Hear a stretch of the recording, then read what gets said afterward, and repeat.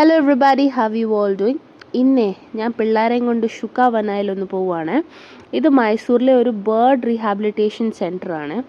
ഈ പടത്തിൽ കാണുന്ന എല്ലാ ബേർഡ്സിനെയും നമുക്കിന്ന് കാണാൻ പറ്റും. ഇവർക്ക് ബേർഡ് സാങ്ച്വറി അല്ലാതെ ഒരു ബോൺസായുടെ ഗാർഡനും ഉണ്ട്. അവിടെ പലതരം ബോൺസായി നമുക്ക് കാണാൻ പറ്റും. ഇത് 30, 40, 50 വർഷം പ്രായമുള്ള മരങ്ങളാണ്. അതിനെ ഇങ്ങനെ ചെറുതായിട്ട് കട്ട് ചെയ്ത് മെയിൻറ്റെയിൻ ചെയ്ത് വെച്ചിരിക്കുന്നതാണ്. ഷുക്ക വനായിൽ എൻട്രി ഫീസ് ഇല്ല. കയറി ചെല്ലുമ്പോഴേ അവിടെ ചെറിയ ചെറിയ ബോൺസായി പ്ലാന്റ്സ് വെച്ചിട്ടുണ്ട്, കുറേ ഫൗണ്ടൻ വെച്ചിട്ടുണ്ട്. ഒരു വലിയ ഫൗണ്ടൻ കാണാൻ പറ്റി.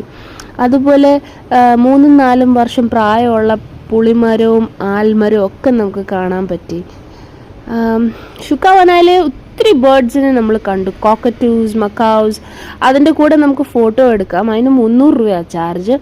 പിന്നെ അതിൻ്റെ മേളിൽ പോവുകയാണെങ്കിൽ 1000 രൂപയാണ് ചാർജ്. മേളിലത്തെ ഫ്ലോറിൽ നമുക്ക് ബേർഡ്സുമായിട്ട് കൂടുതൽ ഇൻട്രാക്ട് ചെയ്യാൻ പറ്റും. മേളിൽ കയറി ചെന്നപ്പോഴേ ലിബിജാൻ്റെ തലയിൽ ഒരു കോക്കറ്റു വന്നിരുന്നു. ഭയങ്കര നോട്ടിയായിരുന്നു. അതിനെ ഓടിച്ചു വിടേണ്ടി വന്നു. പിന്നെ ഇത് എൻ്റെ മേത്ത് വന്ന് കയറിയിരുന്നു. എല്ലാത്തിനെയും കാണാൻ എന്ത് രസമാണെന്നറിയോ, നല്ല വൈബ്രൻറ്റ് കളേഴ്സാണ്. നിങ്ങളിത് ശരിക്കും എക്സ്പീരിയൻസ് ചെയ്യേണ്ട കാര്യമാണ്.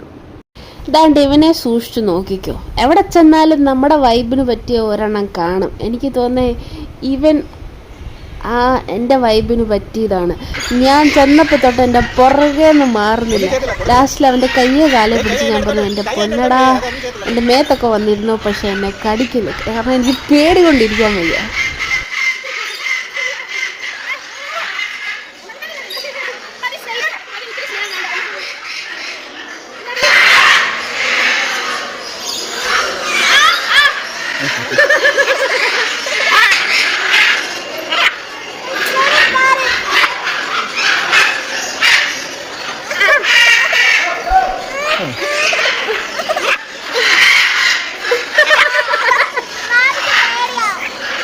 ഒന്നുമില്ല, കുറച്ച് മുടി വലിച്ചു വരയ്ക്കുക, എന്നിട്ട് ഇച്ചിരി മേലോട്ട് കയറി വരും.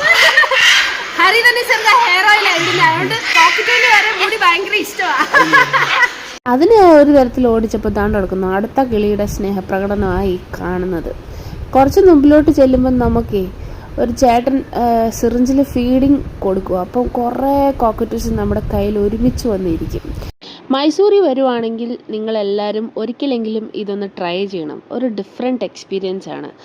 അങ്ങനെ എല്ലാത്തിനും ടാറ്റ ബൈ ബൈ കൊടുത്ത് പുറത്തിറങ്ങിയപ്പോഴാണ് ഞാൻ ശരിക്കും ബേർഡ് ഹോസ്പിറ്റൽ ഒന്ന് കാണുന്നത്. ഇന്ത്യയിൽ എവിടെയെങ്കിലും എക്സോട്ടിക് ബേർഡ്സിന് ട്രീറ്റ്മെൻറ്റ് വേണമെങ്കിൽ അവരെ ഇവിടെയാണ് കൊണ്ടുവരുന്നത്. അതുകൊണ്ട് ഒരു